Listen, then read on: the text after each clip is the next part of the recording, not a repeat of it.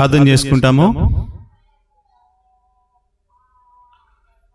ప్రేమ కలిగిన మా ప్రియ పరలోకపు తండ్రి, పరిశుద్ధుడు అయిన దేవా, సర్వయుగాలలో దేవదూతల చేతను కెరూబుల మధ్యను ఆసీనుడు అయినటువంటి అద్భుతకరుడు అయిన దేవా, సర్వశక్తికి ఆది సంబుద్ధుడు అయినటువంటి ఆది అంతమునైన వాడా, అల్ఫా ఒమేగా, నిన్ను నిత్యము స్తుతించినట్లుగా మీరు మా నోట కృత కీర్తన ఉంచినందుకై స్తోత్రాలు.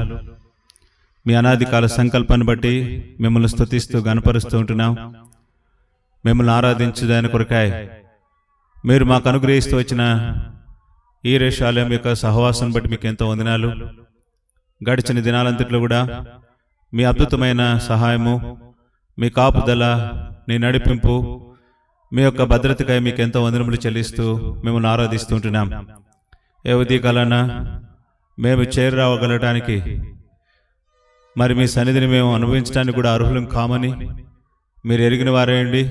జగత్తు పునాది వేయబడక మునిపే క్రీస్తు యేసులో మమ్మల్ని అందరినీ కూడా మీరు ఏర్పరచుకొని మీ అనాది కాల సంకల్పం చొప్పున క్రీస్తు యేసులో మమ్మల్ని ప్రత్యేకపరిచినందుకై మీకు నిండు వందనాలు చెల్లిస్తూ వస్తున్నాం. దయలు తండ్రి, మీ సంకల్పం ఎంతో గొప్పదని, దాని యొక్క వెడల్పు, లోతు, ఎత్తును గ్రహించలేని వారమని మీరు గమనించిన వారే మా విషయంలో మీ యొక్క సంకల్పం ఎంతో ఉన్నతముగా మా మధ్య మీరు రుజువుపరిచినందుకై స్తోత్రాలు. గడిచిన సంవత్సరం అంతట్లో కూడా మీ కాపుదల మాకు అనుగ్రహించి మిమ్మల్ని సేవించే గొప్ప ధన్యత మీరు మాకు అనుగ్రహిస్తూ వచ్చినందుకై మీకు నిండు వందనములు చెల్లిస్తూ ఉంటున్నాం. మా హృదయమారా మిమ్మల్ని పూజిస్తూ, హెచ్చిస్తూ, మిమ్మల్ని మాత్రమే గణపరుస్తూ వస్తుంటున్నాం. ఈ ఉదయకాలాన మేము కలిగి ఉన్న ఈ సమయాన్ని ఎంతో దీవెనకరంగా చేయండి. పాటల ద్వారా, వాక్యము ద్వారా మీ సన్నిధిని మేము అనుభవించగలటానికి కృపను అనుగ్రహిస్తామని మనవి చేస్తూ వస్తుంటున్నాం. ఈ రీతికి మాత్రమే దగ్గరగా, దూరంగా ఎవరైతే సమకూడి రావాల్సి ఉందో వారిని కూడా మీరు తీసుకుని వచ్చి మీ కార్యాన్ని గణపరుచుకొని మహిమ పొందమని వేడుకుంటూ ఉన్నాం. వచ్చిన వారిని బట్టి స్తోత్రాలు. ఇంకా మిగిలిన వారు, ప్రయాణంలో ఉన్నవారినేమి అందరిని కూడా మీరు క్షేమంగా నడిపించి మహిమ పొందమని వేడుకుంటూ ఉన్నాం. ఈ రీతికి మా తండ్రి సార్వత్రికంగా హెబ్రోను అనుబంధ సంఘములన్నిటి కొరకును, అలాగే మా తండ్రి ఆయా సంఘాల్లో మరి పంపబడిన వారేమి రేపు 1వ తారీఖు వరకు కూడా జరగవలసిన కార్యక్రమములన్నింటిని కూడా మీరు దీవెనకరంగా చేసి మహిమ పొందమని వేడుకుంటూ ఉన్నాం.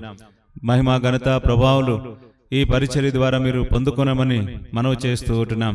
ఈ రీతిగా మా తండ్రి మీరు మాకు అనుగ్రహించినటువంటి ఈ సమయ తరుణాలు బట్టి వందనములు, స్తోత్రాలు చెల్లిస్తూ యేసు ప్రభువారి పరిశుద్ధమైన నామమున మిమ్మల్ని స్తుతిస్తూ వినయముతో అడుగుని ప్రార్థించున్నాము తండ్రి, ఆమేన్.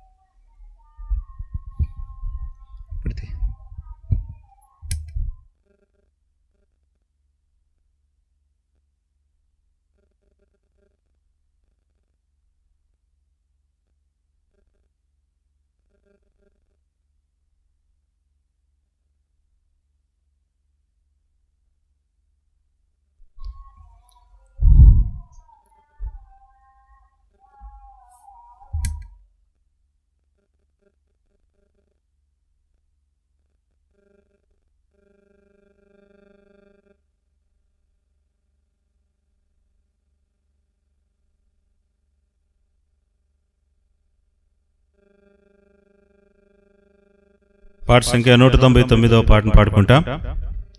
199, పాత పాటలో 197.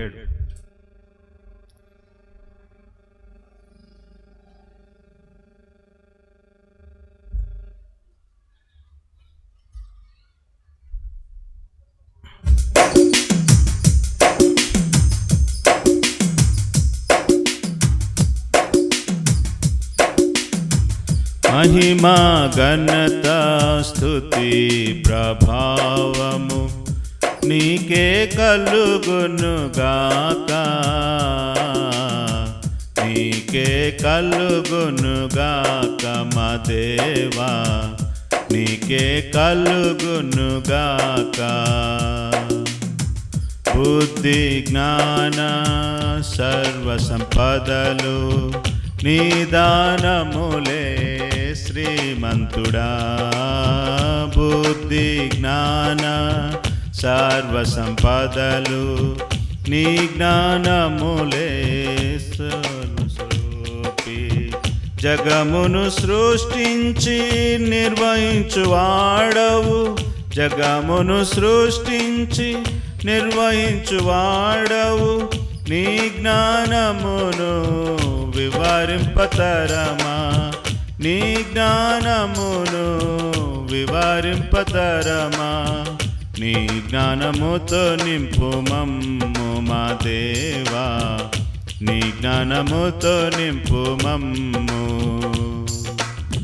మహిమా ఘనత స్తుతి ప్రభావము నీకే కలుగునుగాక, నీకే కలుగునుగాక మా దేవా, నీకే కలుగునుగాక.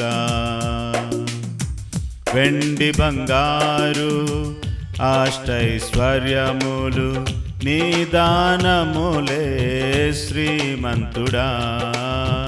వెండి బంగారు అష్టైశ్వర్యములు నీ దానములే శ్రీమంతుడా. శ్రేష్ఠ ఈవులనిచ్చు జ్యోతిర్మయుడవు, శ్రేష్ఠ ఈవులనిచ్చు జ్యోతిర్మయుడవు. నీ మహిమైశ్వర్యం వివరింపతరమా, నీ మహిమైశ్వర్యం వివరింపతరమా.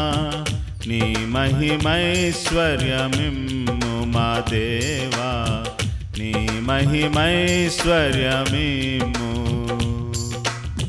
మహిమా ఘనత స్తుతి ప్రభావము నీకే కలుగునుగాక,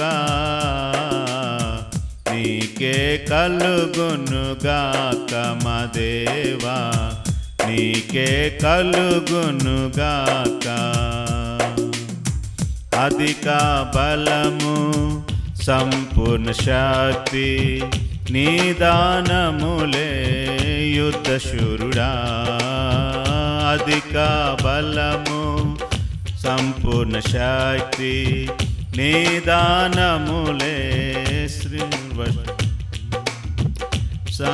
సాధ్యమైనది లేదే యెహోవా, నీక సాధ్యమైనది లేదే యెహోవా. నీ సర్వశక్తిని వివరింపతరమా, నీ సర్వశక్తిని వివరింపతరమా. నీ సర్వశక్తితో నింపు మా దేవా, నీ సర్వశక్తితో నింపు. మహిమా ఘనత స్తుతి ప్రభావము నీకే కలుగునుగాక, నీకే కలుగునుగాక మా దేవా, నీకే కలుగునుగాక.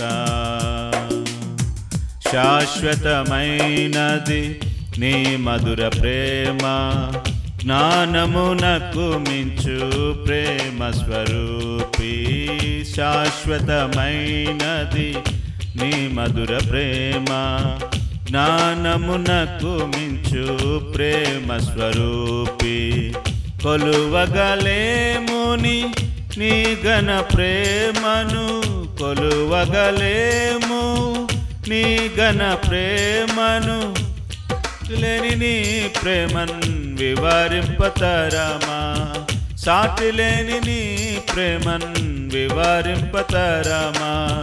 నీ ప్రేమతో నింపు మమ్ము మా దేవా, నీ ప్రేమతో నింపు మమ్ము. మహిమా ఘనత స్తుతి ప్రభావము నీకే కలుగునుగాక, నీకే కలుగునుగాక మా దేవా, నీకే కలుగునుగాక.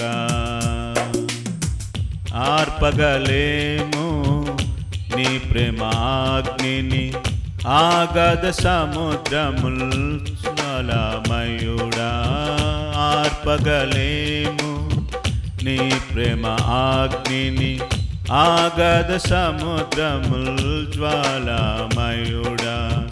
మరణమంత బలమైన నీ ప్రేమ దాటిని, మరణమంత బలమైన నీ ప్రేమ దాటిని, అగపే ప్రేమను వివరింపతరమా, అగపే ప్రేమను వివరింపతరమా.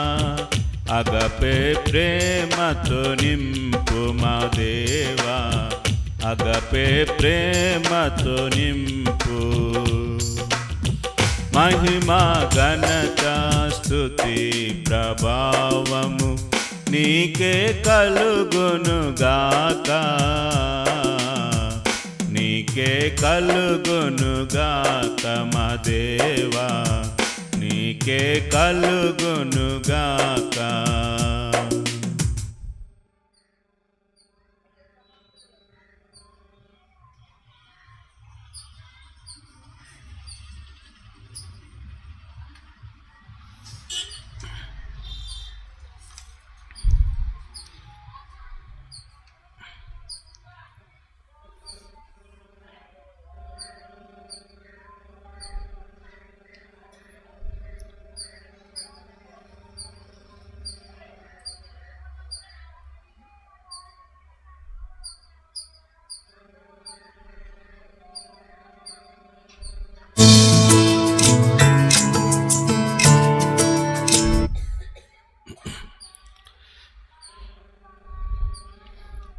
పాట సంఖ్య 213వ పాటను పాడుకుంటా.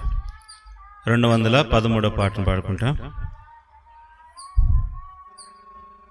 పాత వాటిలో 211, కొత్త వాటిలో 213.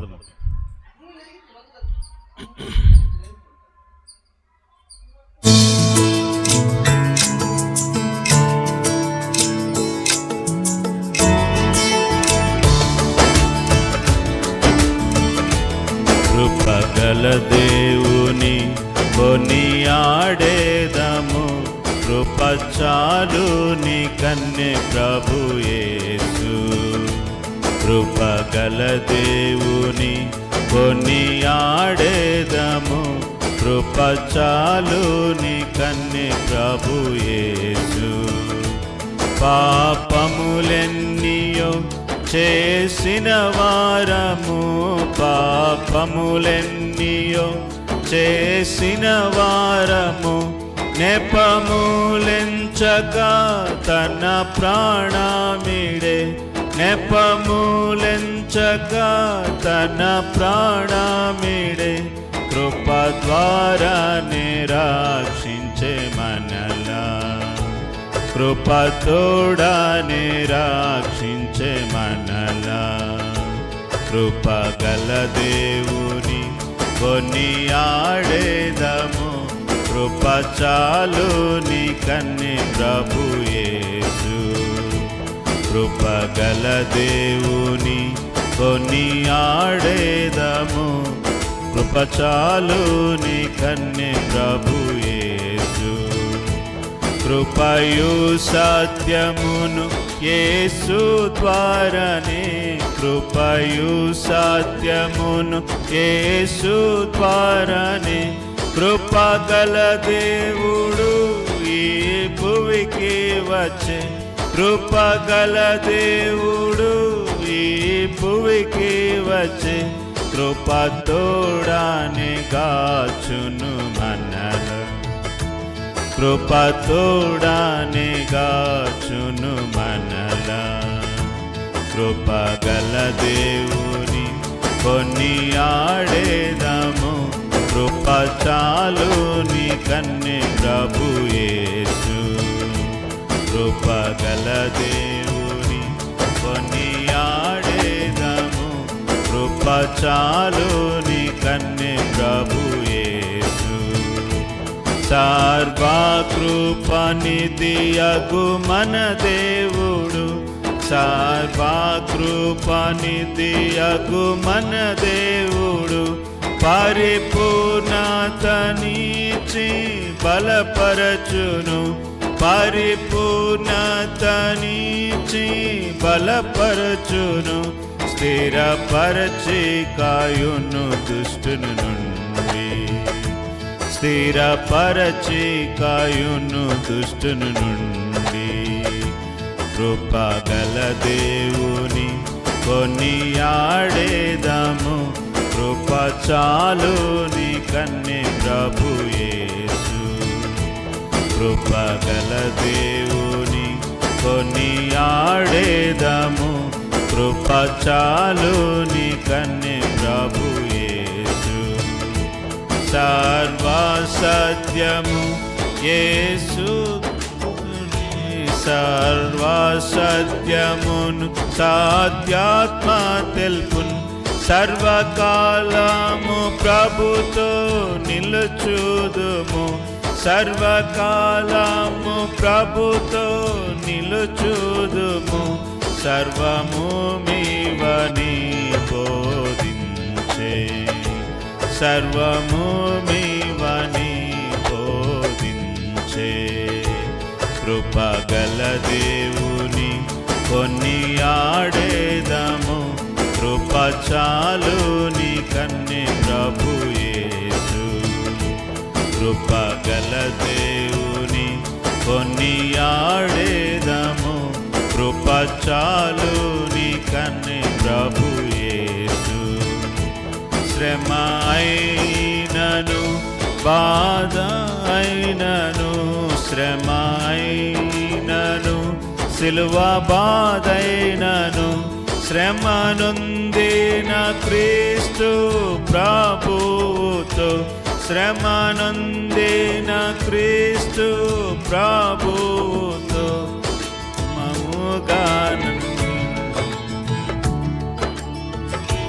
క్రమముగా కృపచే సాగెదము.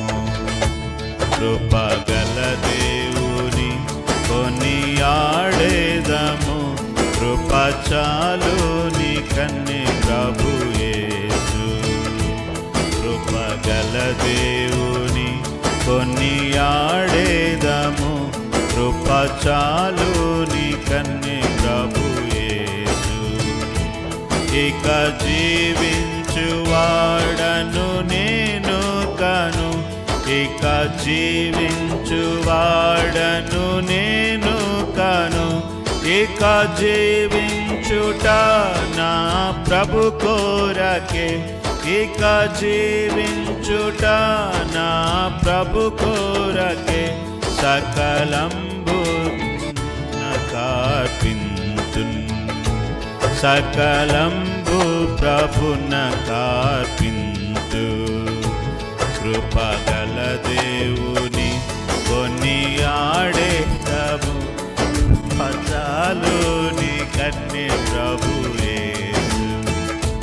కృపగల దేవుని కొనియాడేదాము, కృప చాలు నీ కన్నే ప్రభు యేసు. నేనేమయ్యుంటినో అది ప్రభు కృపయే, నేనేమయ్యుంటినో అది ప్రభు కృపయే. నన్ను నడిపించును ప్రభువు సదా, నన్ను నడిపించును ప్రభువు సదా. పెన్నుగానే హల్లెలూయా, పెన్నుగా నేర్పును హల్లెలూయా. కృపగల దేవుని కొనియాడేదాము, కృప చాలు నీ కన్నే ప్రభు యేసు.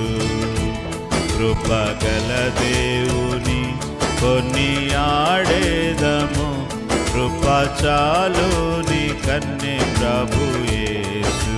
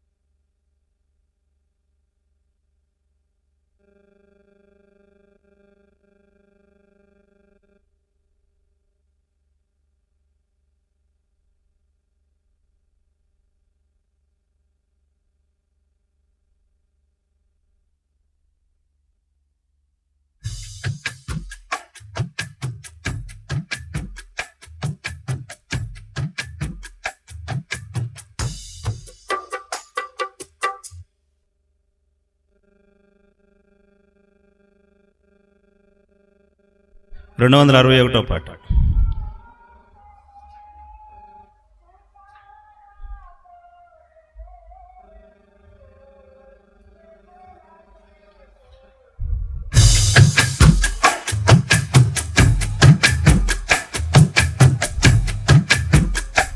ప్రభు క్రీస్తేసు నీకే మా స్తుతులు, ప్రభు క్రీస్తేసు నీకే మా స్తుతులు, విపుడా మాదు స్తుతులే నిహారములు, విపుడానదు స్తుతులే నిహారములు, ప్రభు క్రీస్తేసు నీకే మా స్తుతులు, ప్రభు క్రీస్తేసు నీకే మా స్తుతులు. నీ దేవుండై నటి నేను, నీ దేవుండై నటి నేను, నీకు నిత్యం తోడై ఉన్నాను, నీకు నిత్యం తోడై ఉన్నాను, నీకేమియు తక్కువ కాదన్న ప్రియుడా, నీకేమియు తక్కువ కాదన్న ప్రియుడా, ప్రభు క్రీస్తేసు నీకే మా స్తుతులు, ప్రభు క్రీస్తేసు నీకే మా స్తుతులు. మునుపటి కంటే అధికంబైనా, మునుపటి కంటే అధికంబైనా మేలులను మీకు కలుగా చేసెదను, మేలులు మీకు కలుగా చేసెదను అని ప్రోత్సహించిన మా క్రీస్తు ప్రభువా, అని ప్రోత్సహించిన మా క్రీస్తు ప్రభువా, ప్రభు క్రీస్తేసు నీకే మా స్తుతులు, ప్రభు క్రీస్తేసు నీకే మా స్తుతులు, విపుడా మాదు స్తుతులే నిహారములు, విపుడా మాదు స్తుతులే నిహారములు, ప్రభు క్రీస్తేసు నీకే మా స్తుతులు, ప్రభు క్రీస్తేసు నీకే మా స్తుతులు. విస్తారా వెండి బంగారు, విస్తారా వెండి బంగారం ఎంతో ఉన్నది పని ప్రారంభించి, ఎంతో ఉన్నది పని ప్రారంభించి, మందిరమును కట్టించు మని ప్రావా, మందిరమును కట్టించు మని నా ప్రభువా, ప్రభు క్రీస్తేసు నీకే మా స్తుతులు, ప్రభు క్రీస్తేసు నీకే మా స్తుతులు. నా సంగమును నే కట్టెదను, నా సంగమును నే కట్టెదను, నాతో మీరు జత పనివారనినా, నాతో మీరు జత పనివారనినా, వింతైన మా ప్రధాన శిల్పి క్రీస్తు, వింతైన మా ప్రధాన శిల్పి క్రీస్తు, ప్రభు క్రీస్తేసు నీకే మా స్తుతులు, ప్రభు క్రీస్తేసు నీకే మా స్తుతులు, విపుడా మాదు స్తుతులే నిహారములు, విపుడా మాదు స్తుతులే నిహారములు, ప్రభు క్రీస్తేసు నీకే మా స్తుతులు, ప్రభు క్రీస్తేసు నీకే మా స్తుతులు. పర్వతములకి మనులను తెచ్చి, పర్వతములనెక్కి మీరు మ్రాందెచ్చి,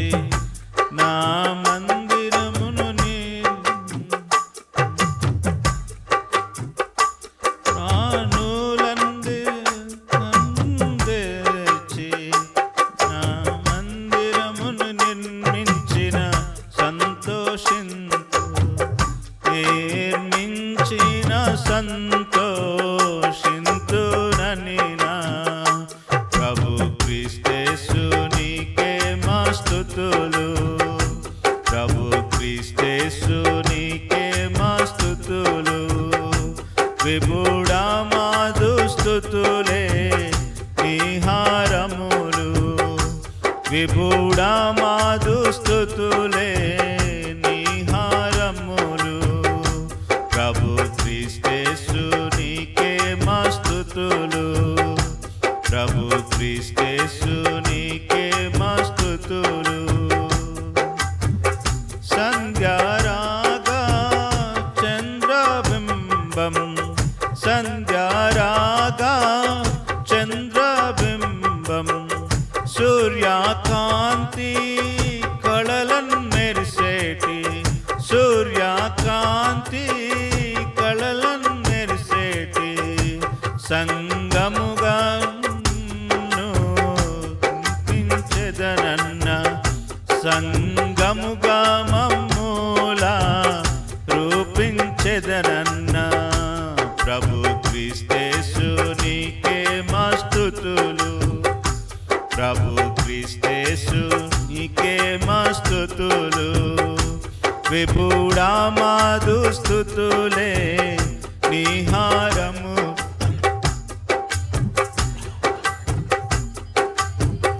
నీహారములు. ప్రభు క్రీస్తేసు నీకే మా స్తుతులు. ప్రభు క్రీస్తేసు నీకే మా స్తుతులు. ఆ దివ్య భాగ్యం మాకెప్పుడు. ఆ దివ్య భాగ్యం మాకెప్పుడు. వింతైనా నీ రాకడనాశించి. వింతైనా నీ రాకడనాశించి. వేచియున్న మిలలో ప్రాణప్రియుడా. వేచియున్న మిలలో ప్రాణప్రియుడా. ప్రభు క్రీస్తేసు నీకే మా స్తుతులు. ప్రభు క్రీస్తేసు నీకే మా స్తుతులు. విభుడా మాదు స్తుతులే నీహారములు. విభుడా మాదు స్తుతులే నీహారములు.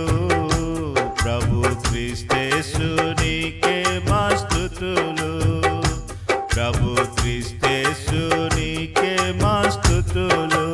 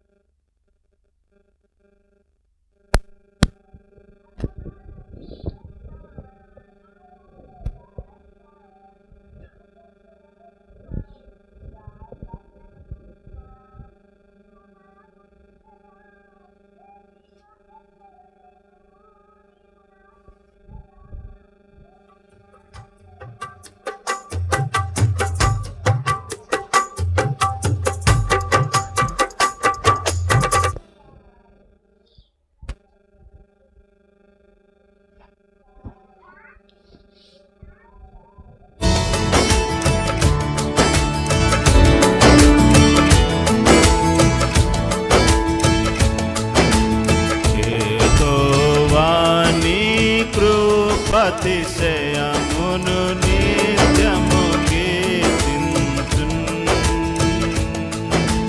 నిత్యము కీర్తింతున్ యెహోవా నీ కృపాతిశయమును నిత్యము కీర్తింతున్ నిత్యము కీర్తింతున్ తరతరములకు నీ విశ్వాస్యత తెలియపరచెదను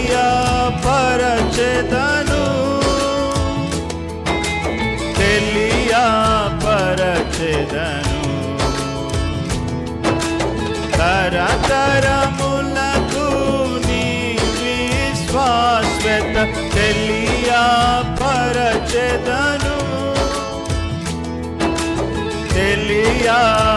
తెలియపరచెదను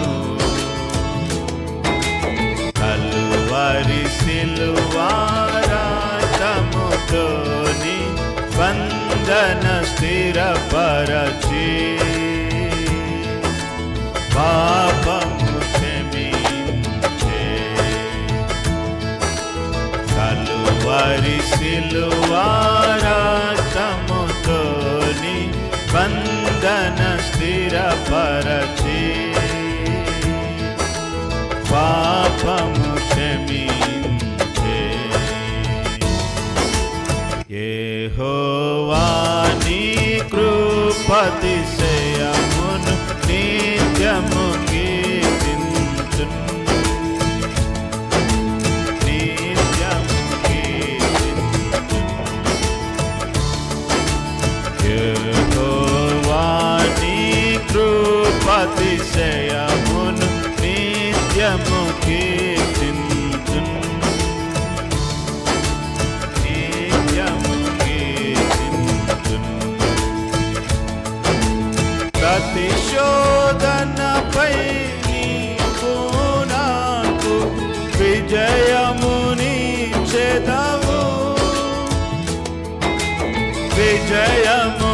విజయమునిచ్చెదవు ప్రతిశోధనపై నీవు నాకు విజయమునిచ్చెదవు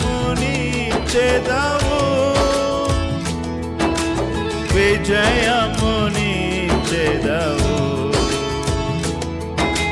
నన్ను విడిపించుటకు నీవు నమ్మదగిన వాడవు నమ్మదగిన వాడవు నన్ను విడిపించుటకు నీవు నమ్మదగిన వాడవు నమ్మదగిన వాడవు యెహోవా నీ కృపాతిశయమును నిత్యము కీర్తింతున్ నిత్యము కీర్తింతున్ యెహోవా నీ కృపాతిశయమును నిత్యము కీర్తింతున్ నిత్యము కీర్తింతున్ నీదు వాత్సల్యమున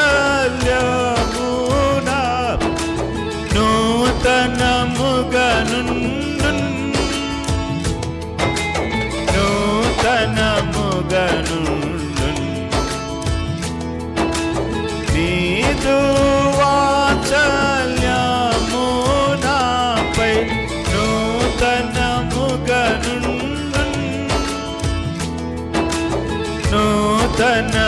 నూతనముగనుండున్ నీదు విశ్వాస్యత గోపాదై మారనిదయుండున్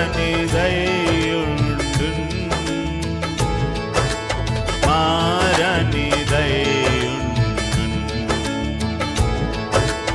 నీదు విశ్వాస్యత గోపాదై మారనిదయుండున్ మారనిదైయుండున్. యెహోవా నీ కృపాతిశయమును నిత్యము కీర్తింతున్. నిత్యము కీర్తింతున్. యెహోవా నీ కృపాతిశయమును నిత్యము కీర్తింతున్. నిత్యము కీర్తింతున్. నీదు రాకడ వరకు నన్ను నిందారహితునిగా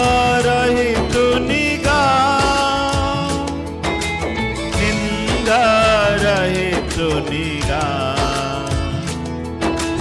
నీదు రాకడ వరకు నన్ను నిందారహితునిగా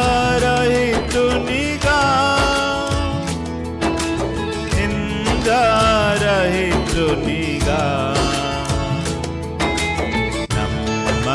నమ్మకమయ్యున్నా నా ప్రభువా నన్ను కాచెదవు. నన్ను కాచెదవు. నమ్మకమయ్యున్నా నా ప్రభువా నన్ను కాచెదవు.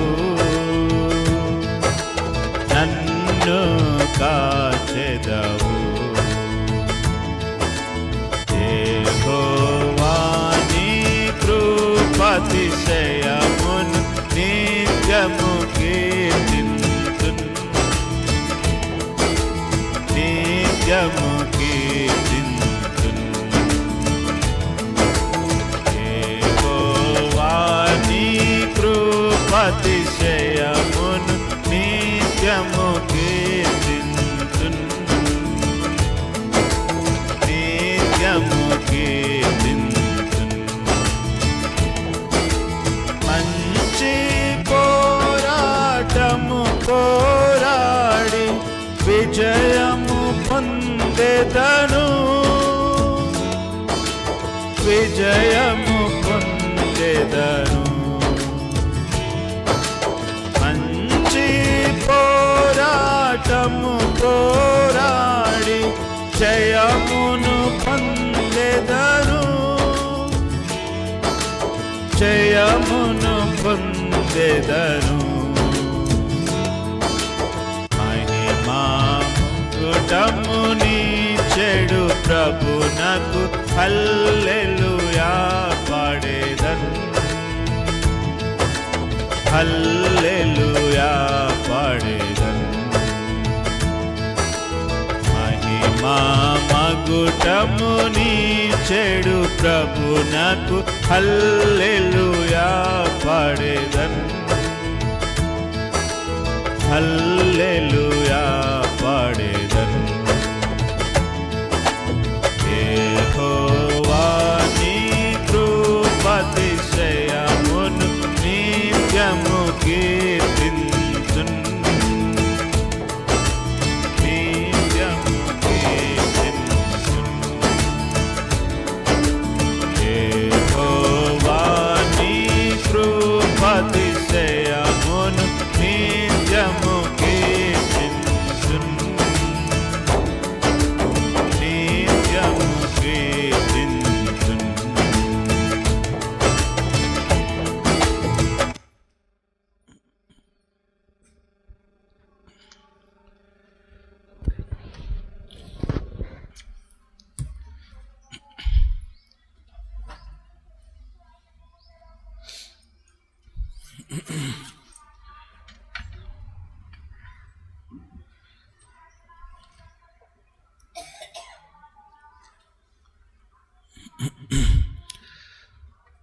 ఆరాధనలోనికి ప్రవేశించేదాని కొరకాయ దేవుని వాక్యంలో నుండి మనం కొన్ని విషయాలు ధ్యానం చేసిన పిమ్మట మన ప్రభువును ఆత్మసత్యంలో ఆరాధించేదాని కొరకాయ మనం సిద్ధపడదాం.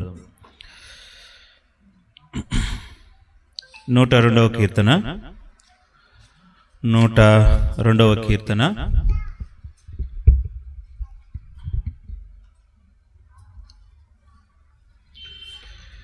102వ కీర్తన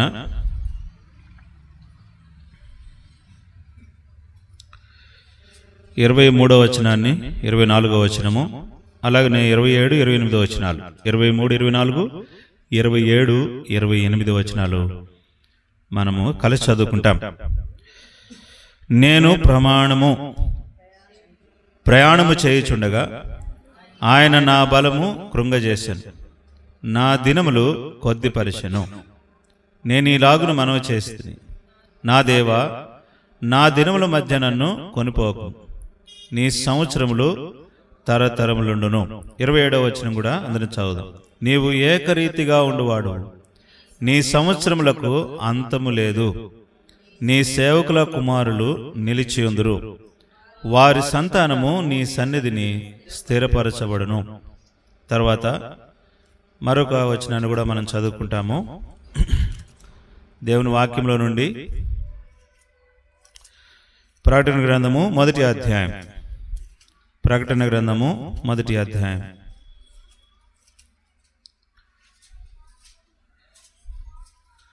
ప్రకటన గ్రంథము 1వ అధ్యాయము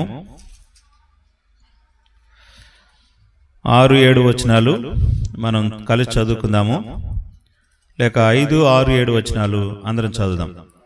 నమ్మకమైన సాక్షియు, మృతుల్లో నుండి ఆది సంభూతుడిగా లేచిన వాడును, భూపతులకు అధిపతినైన యేసుక్రీస్తు నుండి కృపా సమాధానములు మీకు కలుగునుగాక.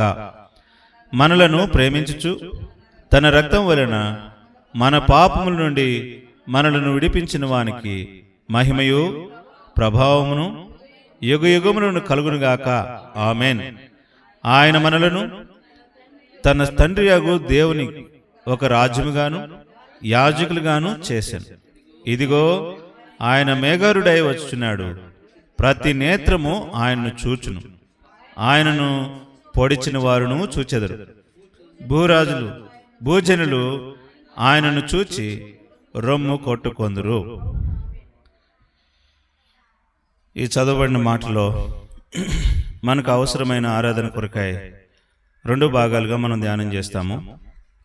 తర్వాత ఇది మన జీవితానికి ఆపాదించుకొని అందులో ఉన్న కొన్ని విషయాలతో ప్రభువును మనం ఆత్మసత్యములతో ఆరాధిస్తాం. 102వ కీర్తనలో దేవుని ప్రజల యొక్క ప్రార్థన మనం చూస్తాం. ఇందులో దావీదు చేసిన ప్రార్థనగా మనం చూస్తాం. వారు ఎలా చేశారు అనే దానికి 102వ కీర్తనలో మొదటి భాగంలోనే అక్కడ చిన్న అక్షరాలతో రాసింది, దుఃఖము చేత ప్రాణము సొక్కినవాడు యెహోవా సన్నిధిని మొరపెట్టిన. కాబట్టి యెహోవా సన్నిధిలో దుఃఖముతో అనే మాట రాయబడింది. కాబట్టి ఇప్పుడు దేవుని యొక్క ప్రజలంగా వీరికి సంతోషం ఉండాలి కానీ దుఃఖం ఎందుకు ఉంది? కాబట్టి వీరి జీవితంలో దుఃఖము అలవాటుగా మారిపోయింది. చాలా మంది జీవితాల్లో సంవత్సరాలు గడిచిపోతున్నాయి కానీ వారి జీవితంలో ఏదో తెలియని కొరత, ఏదో తెలియని లోటు వారు కలిగి ఉన్నట్టుగా మనం చూడగలం. అందుకనే ఈ కీర్తనకారుడు కూడా దుఃఖము చేత ప్రాణము సొక్కిపోయినంతగా బాధపడుతున్నట్టుగా మనం చూడగలం. కనుకనే ఈ బాధ ఎలాగుంటుందని అంటే, ఈ దుఃఖము మనకు ఎందుకు సంప్రాప్తమైంది అని అంటే, దేవుని వాక్యం ఈ రీతిగా రాయబడింది, వారు కష్టించి పనిచేయటం ద్వారా, వారు కలిగిన దాన్ని వారు పొందలేకపోవటం ద్వారా. ఆ మాట మనం చూద్దాం రండి. కష్టము ద్వారా వారు దుఃఖమునకు హేతువైంది. 2వ అధ్యాయము ఆది కాండం, లేక 3వ అధ్యాయం మనం చూడవచ్చు. 3వ అధ్యాయం ఆది కాండం, వారికి కష్టము వలన వచ్చిన దుఃఖాన్ని మనం చూడగలం. చూడండి, 3వ అధ్యాయము 17వ వచనం, నీవు తినవద్దన్న ఆ ఫలవృక్షమును తింటివి గనుక ఈ నేల శపించబడింది, ప్రయాసముతోనే నీవు బ్రతుకు దినములన్నీయు దాని పంటను తిందువు. కాబట్టి దీంట్లో 19వ వచనంలో ఇంకొక మాట అంటాడు, నీవు నేలకు తిరిగి చేరుదువు, నీ ముఖము చెమట కార్చి ఆహారము. ఇప్పుడు దీంట్లో రాయబడింది గనక వారి జీవితంలో ప్రయాస, వారి జీవితంలో కష్టము, ఈ భూమి శపించబడిన భూమిగా మనం చూస్తాం. ఈ భూమి అంటే ఈ దేశమనో లేకపోతే ఈ ప్రాంతమనో కాదు. ఈనాడు మన దేహమే ఒక భూమి. దానికి ఉదాహరణ ఏమని అంటాడు 19వ వచనం, నువ్వు నేలకు తిరిగి చేరు వరకు అనే మాట రాయబడింది 19వ వచనంలో. నీవు నేలకు తిరిగి చేరు వరకు అనే మాట. అంటే మనము నేల నుండి తీయబడ్డాం, తిరిగి నేలకు వెళ్ళిపోతాం. అంటే ఈ నేలను నమ్ముకొని బ్రతికిన వారికి గచ్చు ముళ్ళు. కాబట్టి శపించబడి ఉన్న అనుభవం మన జీవితాలు కూడా ఎలాగున్నాయనంటే శపించబడిన అనుభవం ఉన్నాయి. ప్రియులారా, మనం అనుకుంటాం ఎంతో ఆశీర్వాదంగా ఉన్నాం, కష్టపడి పని చేస్తున్నాం, కావలసిన సంపద ఉంది, కావలసినంత పేరు ప్రఖ్యాతులు ఉన్నాయి, మనకు బంధువర్గం ఉంది, ఇలాంటి భావనలో బ్రతికేస్తున్నాం. కానీ దాన్ని దేవుడు ఎలాగూ చేశాడంటే అది శపించబడినది అనే మాట రాసించాడు. అంతేకాకుండా నీ ముఖము యొక్క చెమట ద్వారా నువ్వు కష్టించిన దానిని నువ్వు తింటావు అని రాశాడు. అంటే దుఃఖం ఎక్కడి నుంచి ప్రారంభమైంది అని అంటే ఆదిలోనే, అనగా మన పుట్టుకలోనే, మన జీవితంలో ఇది లేకుండా లేదు, శపము అనేది లేకుండా లేదు. నువ్వు అనుకుంటావు నేను అన్ని కలిగి ఉన్నాను అని అనుకుంటావు, అది పొరపాటు. కానీ ఇప్పుడు దేవుని వాక్యం ఈ రీతిగా సెలవిస్తుంది, నువ్వు నేలకు తిరిగి చేరు వరకు. మన దినాలన్నీ ఎలాగున్నాయనంట, కష్టంతో కూడినవి, చాలా కష్టంతో కూడినవి, ఎంతో ప్రయాసతో కూడినవి. కాబట్టి ప్రతి దినము ఆ చెట్టు గాలికి ఆ చెట్టు గాలి అనుభవించినట్లే ప్రతి మనుషుడు కూడా తన స్థితిని బట్టి తన దుఃఖాన్ని కష్టాన్ని అనుభవిస్తూనే ఉన్నాడు. కాబట్టి ఈ సంవత్సరాలకు అంతము లేదు, ఈ సంవత్సరాలకు ఏం లేదు, అంతం లేదు. నీ తర్వాత మరొకరు, నీ పిల్లలు, నీ తరం వారు, లేకపోతే నీ పొరుగువారు, నీరుగువారు దాన్ని రుచి చూస్తూనే ఉంటారు. ఈ ప్రయాస, ఈ కష్టం, ఈ దుఃఖాన్ని చూస్తూనే ఉంటారు. కాబట్టి ప్రాణము సొక్కిపోనంతగా అనే మాట రాయబడింది. మన దినాలన్నీ కూడా ఎలాగున్నాయనంటే సొక్కిపోతున్నాం, అలసిపోతున్నాం, అసహ్యం కలుగుతా ఉంది. ఎందుకు, ఎవరి కోసమని మన ఆలోచన ఎంత దిగజారిపోతున్నామనంటే దినము ఒక గండములుగా గడిచిపోతూ వస్తుంది, ఏ రోజుకు ఆ రోజు. ప్రియులారా, దేవుడు మనను సృజించిన దేని కొరకనంటే ఆయనతో మనకు సహవాసం కలిగి ఉండాలని. ఎలాంటి సహవాసం అది? నెమ్మదితో కూడింది, సంతోషంతో కూడింది, అది కూడా ఆత్మ సంబంధమైంది, అది కూడా భౌతిక సంబంధమైంది కానే కాదు. ఆయన మనల్ని ఎలాగ సంతోషంగా ఉంచాలని కోరుతా ఉన్నాడనంటే చూడండి, ఆ మాట దేవుడైన యెహోవా అనే మాట ఇందులో రాయబడుతూ వచ్చింది. 2వ అధ్యాయము 15వ వచనం, మరియు దేవుడైన యెహోవా నరుని తీసుకొని ఏదైనా తోటను సేద్యపరచుటకును దానిని కాచుటకు దానిలో ఉంచెను. కాచటానికి ఇచ్చాడు, కష్టపడటానికి ఇవ్వలేదు. మన జీవిత ప్రయాస అంతా కూడా, ప్రయాణం అంతా కూడా ఎలాగుండాలని కోరుకున్నాడు? దాన్ని సేద్యపరచుకోవడానికి కాదు, మనల్ని ఏలటానికి పెట్టాడు. కానీ నరులమైన మనము, మానవులమైన మనము ఎలాగా మారిపోయినామంటే ఒక్కరి మాట ద్వారా మీరు దేవదూతల్లాగా ఉంటారు, మీరు చావనే చావరు. ఎన్ని అబద్ధాలు అపవాది చేత నమ్మించబడి మోసపోయినామనంటే ఇప్పుడు కూడా మనకున్న తలంపు ఏంటో తెలిసిన, ఏదో సాధించాలని, ఏదో కలిగి ఉండాలని, మన ఊహల్లో, మన జీవితంలో, మన జీవిత దినాల్లో ప్రయాసతో కూడిన కష్టం పడుతూనే ఇంకా ఊహల్లోనే బ్రతుకుతున్నాడు మానవుడు. ఏదో సుఖం కలుగుతుంది, ఏదో నెమ్మది కలుగుతుందని. కాబట్టి ఇప్పుడు దేవుడు మనల్ని నిర్మించిందేమో ఏలే దానికోసం చేస్తే, మానవుడేమో బానిసగా అయిపోయినాడు. అది కూడా శపించిన నేల నుండి తీయబడి అదే శాపం అనుభవిస్తూనే దుఃఖముతోనూ, ప్రయాసతోనూ, కష్టముతోనూ చెమటోర్చి సంపాదించి తన జీవితం అంతా కూడా సొక్కిపోయేటట్లయిపోయింది. అందుకని నీ కొరకు, నా కొరకు ఆయన మనకు ఒక నెమ్మదిని అనుగ్రహించడానికి, లేకపోతే మన మధ్య అటువంటి అనుభవాన్ని, ఆ శ్రమను తాను కూడా అనిపించడానికి, అనగా క్రీస్తు ప్రభువారు ఈ లోకంలో పుట్టుట ద్వారా మనం ఎలాంటైతే శ్రమ, ఎలాంటి దుఃఖాన్ని, ఎలాంటి బాధను అనుభవిస్తున్నామో ఆయన కూడా అనుభవించుట కొరకాయ నీ కొరకు నా కొరకు ఆయన ఈ లోకానికి వచ్చాడు. ఆయన ఎలాగొచ్చాడంటే ఎండిన భూమిలో లేత మొక్క వాలే ఆయన పుట్టాడు. నీ కొరకు ఆయన ఎలాగున్నాడంటే లేత మొక్కగా ఆయన పుట్టాడు. ఆయన పెరిగి పెద్దవాడయ్యాడు. ఆయన పెరిగి పెద్దవాడయ్యి ఇప్పుడు ఆయన చేసే కార్యాలు చూస్తే ఎలాగున్నాయనంటే ప్రతి మనిషిని కూడా నెమ్మదిని కలుగు చేస్తున్నాయి, నెమ్మదినిస్తున్నాయి, సంతోషాన్ని ఇస్తున్నాయి. చూడండి, మనము మత్తయి సువార్తలో గాని, లూకా సువార్తలో గాని, మార్కు సువార్తలో గాని, యోహాను సువార్తలో గాని యేసు ప్రభువారు చేసిన కార్యాలు చూస్తే ప్రజలు ఆశ్చర్యపడిరి, ప్రజలు సంతోషించిరి, ప్రజలు మహిమపరిచిరి, ప్రజలు దేవునికి స్తోత్రము చెప్పారు, లేకపోతే ఆయనకు మహిమపరిచారు. ఇవన్నీ లోబడుతున్నాయి, ఆయనకు ఏలుబడి క్రిందకు వస్తున్నాయి అని ఈ గ్రంథాల్లో ఆయన చేసిన 38 కార్యాలు ఉన్నాయి, అద్భుతాలు. లూకా సువార్త గాని, మత్తయి సువార్త గాని, మార్కు సువార్త గాని, యోహాను సువార్త గాని వీటిలో కనిపించే వాటిల్లో ఆయన చేసిన కార్యాలు 38 ఉంటే ఈ 38 కార్యాల్లో కూడా ఆఖరికి వారిచ్చే కింద పరిశుద్ధాత్ముడు రాయించిన కార్యం ఏంటనంటే దేవుని మహిమపరిచిరి, దేవునికి స్తోత్రము చేసిరి, లేకపోతే ఆయన కనికరమును బట్టి, లేకపోతే ఆయన చేయు అద్భుతాలను బట్టి ఆయనను దేవుని జ్ఞాపకం చేసుకున్నారు. కానీ భూమి మీద ఉన్నప్పుడు నీకేం జ్ఞాపకం వస్తే చెప్పనా?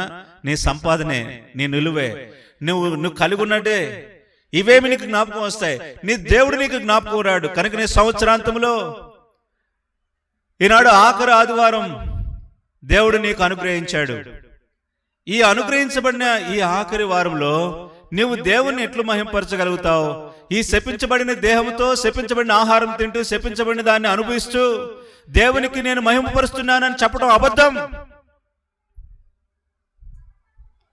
ఆత్మతో సత్యముతో దేవుణ్ణి మహిమపరచడం అంటే నీ ప్రాణాత్మ దేహాలతో దేవుణ్ణి సేవించడమే కదా. అదే కదా ఆయన కోరుకుంది. ఈనాడు నా మటుకు నేను బాగానే ఉన్నాను, నా మటుకు నేను అనుకుంటూనే సంవత్సరాలన్నీ దుఃఖముతోనూ ప్రయాసతోనూ కష్టముతోనూ నువ్వు అనుభవిస్తున్నావు. ఇది దేవునికి మహిమ వస్తుందా? ఇది మహిమను తీసుకుని రాగలుగుతుందా? ఎన్ని ఆదివారాలు, ఎన్ని పరిస్థితులు నువ్వు దేవుని సన్నిధి నుంచి దూరంగా వెళ్ళిపోయినావు, ఎంత కష్టమని అనుభవిస్తున్నావు, ఏమి సంపాదించి కూడబెట్టావు, దానివల్ల నీకు ప్రయాస ఏంటి? దాని అంతము దుఃఖమే కదా. అందుకనే ఈ కీర్తనకారుడు ఈ మాట రాసి ఉంచాడు. 102వ కీర్తనలో ఈ మాట అంటున్నాడు. చూడండి, ఆ మాట 17వ వచనం చదువుతాం. ఎవరి ప్రార్థన ఆయన నిరాకరింపడో దాంట్లో రాయబడి ఉంది. చూడండి ఆ మాట. ఆయన దిక్కులేని దరిద్రుల ప్రార్థన నిరాకరింపక. ప్రియులారా, దేవుడు ఎవరి ప్రార్థన వింటున్నాడు అని అంటే సొక్కిపోయి సోలిపోయి దుఃఖములోను ప్రయాసలోను బ్రతుకుతున్న ఒక దిక్కులేని వారిని ఆయన ప్రార్థన ఆలకిస్తున్నాడు. నీ ఒంటరి జీవితంలో, నీ నా పరిస్థితుల్లో ఆయన ఎవరు ప్రార్థన తీసుకుంటాడో తెలిసినా? సమాజాల యొక్క ప్రార్థన ఆయన తీసుకోడు. దిక్కులేని దరిద్రుల యొక్క ప్రార్థన ఆయన ఆలకిస్తున్నాడు. ఈనాడు మనం కూడా నాకు ఎవరు లేరు ప్రభువా, నీవే నా దిక్కు అన్న వాళ్ళ ప్రార్థన ఆయన ఆలకించాడు. ఈనాడు నీ నా పాపముల విషయమై, నీ నా పతనముల విషయమై, దోషముల విషయమై నువ్వు సొక్కి సోలిపోయే దుఃఖంలో ఉన్న నీకు నిజంగా ఆయన ప్రార్థన ఆలకించువాడు. ఆయన నీ ప్రార్థన ఆలకించువాడు. ఈ రోజున ప్రభు నిన్ను నన్ను ఏర్పరచుకున్న దేనికనంటే ఆయన నీ ప్రార్థన అంగీకరించడానికి. సొక్కి సోలిపోయి ప్రయాసలో ఉన్నావు గనక ఆయన నీ ప్రార్థన ఆలకించడానికి ఇష్టపడుతున్నాడు. ప్రియులారా, ఆరాధించేటప్పుడు ప్రభువా నా దిక్కులేని ప్రార్థన నువ్వు అంగీకరిస్తున్నావు. శాపభరితమైన ప్రార్థన కాదు ఆయన తీసుకుంటుంది. ఏమీ లేని వారమైన మనల్ని మనం రిక్తులుగా చేసుకున్న ద్వారా ఆయన ప్రార్థన ఆలకిస్తుంది. ఎవరి ద్వారా ఆలకిస్తున్నాడు? యేసుక్రీస్తు వారు కూడా తండ్రి నీ చిత్తం అయితే అని మొరపెట్టినప్పుడు భూమి మీద నుంచి ఆయనను బట్టి అనే మాట రాయబడింది. మన ప్రభువైన యేసుక్రీస్తును బట్టి అనే మాట కొలసీలు రాసిన పత్రికలో రాయబడింది. ఆయన యందు అని తెలసులోనికి రాసిన పత్రికలో రాయబడి ఉంది. ఆయనతో కూడా అనే మాట ఫిలిప్పీయులకు రాసిన పత్రికలో రాయబడింది. మా ప్రార్థనలు ఆలకించువాడు అనే మాట రాయబడి ఉంది.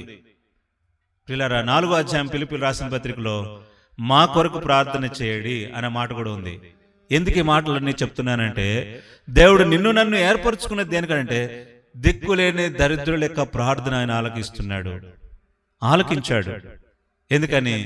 శ్రమలో ఉన్నవారు, దుఃఖంలో ఉన్నవారు, ప్రయాసపడుతున్న వారి యొక్క ప్రార్థన, ఈ లోకంలో ఉన్నవారు దానికంటే కూడా ఆయన దిక్కులేని వారు ప్రార్థన నిరాకరింపక ఆయన అంగీకరిస్తున్నాడు. ఎలాగ అంగీకరిస్తున్నాడో తెలిసిన, నాకు అంటూ ఏం లేదు ప్రభువా, నువ్వే నా దిక్కు అన్నవారు ప్రార్థన ఆయన నిరాకరించువాడు కాడు. కనుకనే ఈరోజు ప్రభు నిన్ను నన్ను ఏర్పరచుకున్న ఉద్దేశం ఏంటనంటే, మనము సోలిపోయి సొక్కిపోయి ఉన్న మన జీవితాల్ని గత సంవత్సరం అంతట్లో ఉన్న పరిస్థితులన్నిటిలో నుంచి ఆయన దిక్కులేని వారి దరిద్రుల యొక్క ప్రార్థన ఆయన ఆలకించాడు. ఇది మొదటిది. రెండవదిగా మనం చూస్తాము 24 లేక 23వ వచనం చదువుతాం. నేను ప్రయాణము చేయుచుండగా ఆయన నా బలమును కృంగజేసెను, నా దినములు క్రొద్దివగా చేశాను. చూడండి 22వ కీర్తన 6వ వచనం. 22వ కీర్తన 6వ వచనం. 22వ కీర్తన 6వ వచనం. నేను నరుడను కాను, నేను పురుగును, నరుల చేత నిందించబడిన వాడను, ప్రజల చేత తృణీకరింపబడిన వాడను. ఇక్కడ నిందించబడుట, తృణీకరించబడుట రెండు విషయాలు ఉన్నాయి. ఇక్కడ నిందించబడటం, తృణీకరించబడటం ఎవరికి సాధ్యమైంది?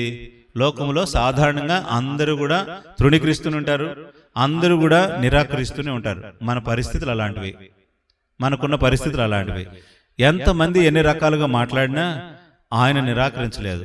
కానీ ఆయన నిరాకార శూన్యుడిగాను, మరి ఆకారం లేనివాడుగాను. 53వ యెషయా గ్రంథంలో రాయబడిన మాట ప్రకారం మన కొరకు ఆయన ఎలాగూ చేయబడ్డాడంటే, సొగసైనను స్వరూపమైనను లేనివాడుగాను, తృణీకరించబడిన వాడుగాను, కొట్టివేయబడిన వాడుగాను ఆయన మన కొరకున్నాడు. ఎంత గొప్ప దేవుడు!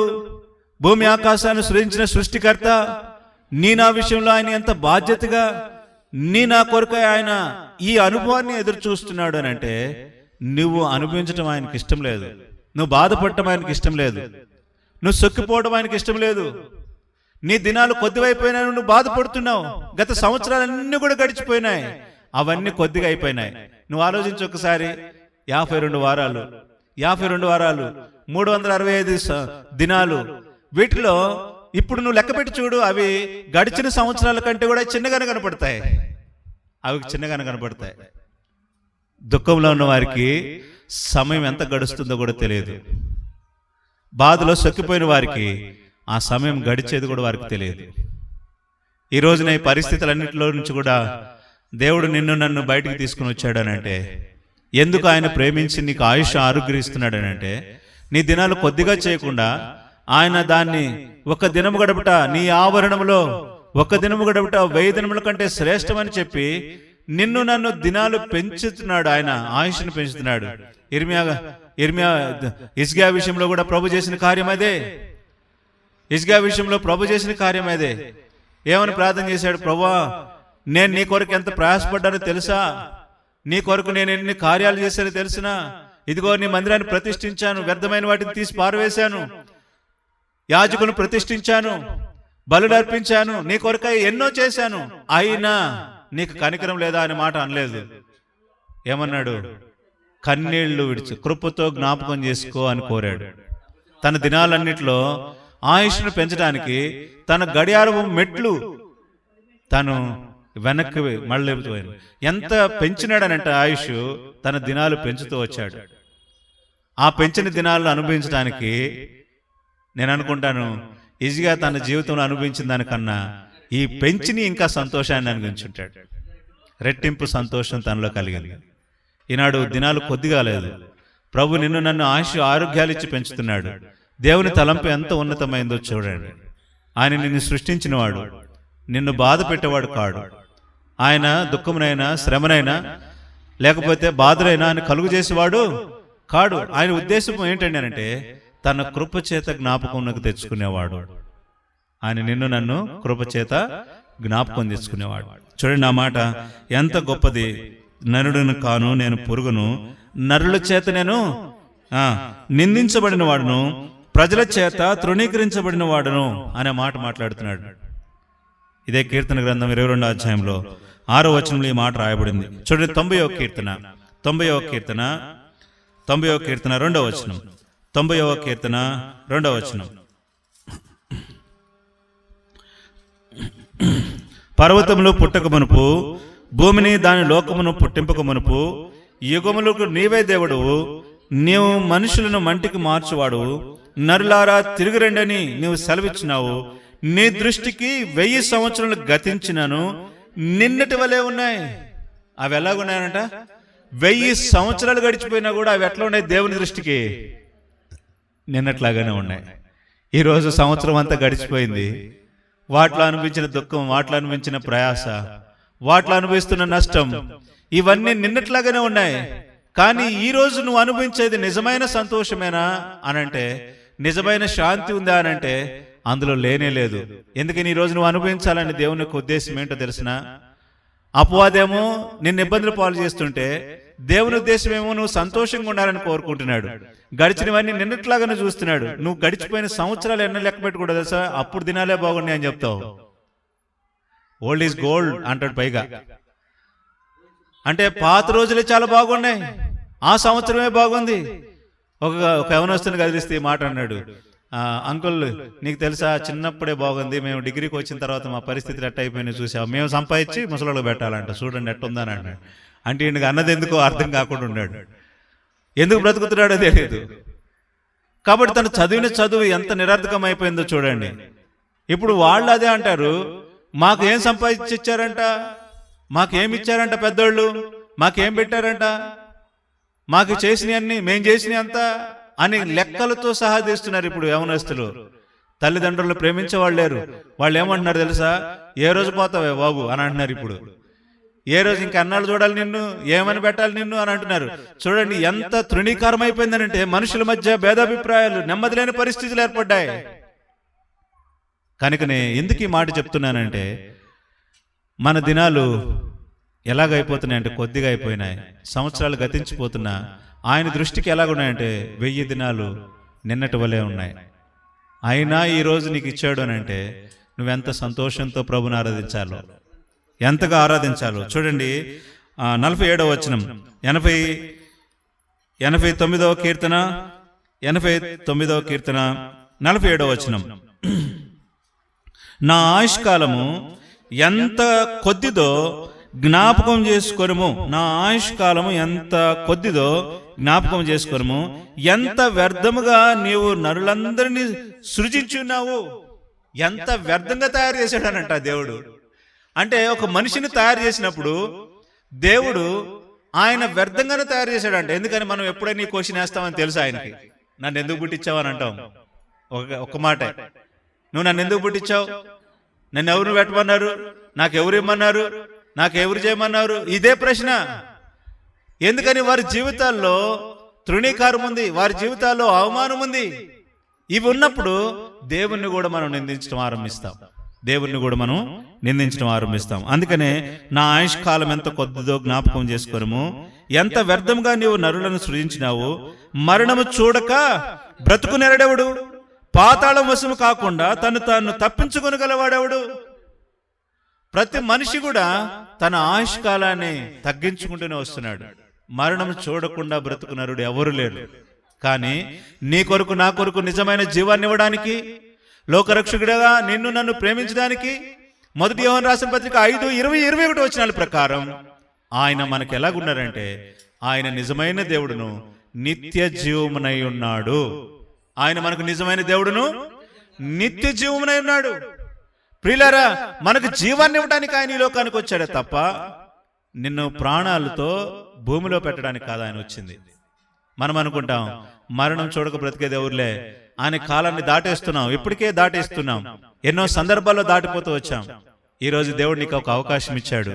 నీ సంవత్సరాలు కొద్దిగా చేశాడు అనుకుంటున్నావు, కానీ అవి 1000 సంవత్సరాలు కూడా అవి నిన్నటి వలె ఉన్నాయి. దేవుని దృష్టికి. అంటే నువ్వు నిన్ను అనిపించిన దానికన్నా దేవుడిచ్చిన ఆయుష్ ఎంత పెద్దదో అర్థం చేసుకోండి.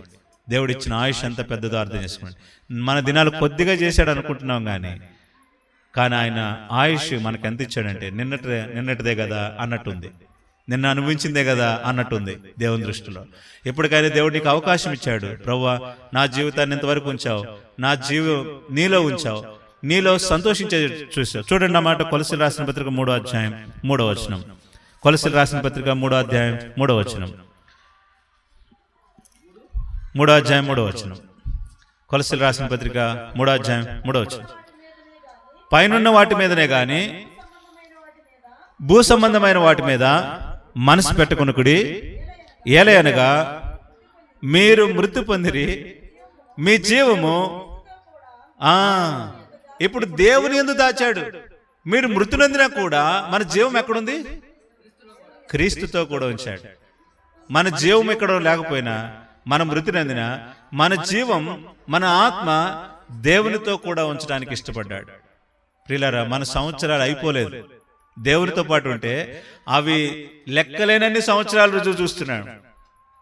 ఎలాంటి లెక్కలేనివి చూడండి. ఆ మాట ఆయన మనల్ని ఎలాగ చేయడానికి ఇష్టపడ్డాడు.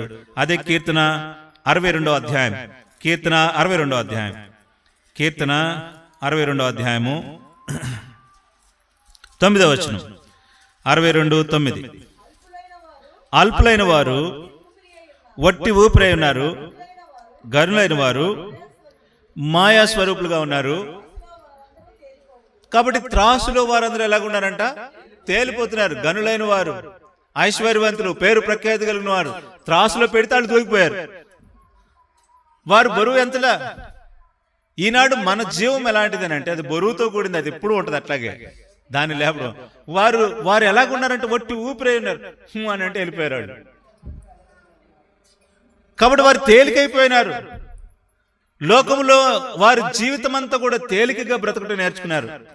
ఒక ఆయన ఇలాగంటున్నాడు, చెప్పేవాళ్ళు ఎల్లు అని అంటున్నాడు. ఇట్లాగే ఇంక నువ్వు చెప్పేవాళ్ళు ఎల్లు అని అంటున్నాడు. ఇలాగన్నాడు గట్టిగా, నువ్వు చెప్పేది ఏంది నాకు తెలుసు, నువ్వు వెళ్ళు అన్నాడు. అనగా నేను అన్నాను, ఇలా అంటే వెళ్ళిపోయినట్టేనన్నా. అయ్యో ఉండు, నాకు ఇంకా కొన్ని మాటలు చెప్పు, నేను కూడా వింటా, నేను కూడా విశ్వాసం ఉంచుతా, నేను కూడా నమ్ముతా, నేను దేవునికి భయపడతా అని అనేవాడు. ఉండు అని అంటే ఇంకా ఉండయ్యా ఎల్లు కానీ అని అంటే అది ఇంకా ఉన్నట్టు లెక్క.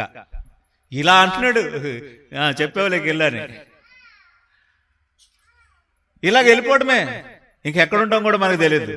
అలాగే ఇలాగంటే మన జీవితం అంతా ఉంటుంది, నిలబడి ఉంటుంది. కాబట్టి ఇప్పుడు మన జీవితాన్ని ఆయన ఎలాగ ఉంచాడు అని అంటే స్థిరంగా ఉంచాడు. అది దేవునితో కూడా దాచబడి ఉంచాడు.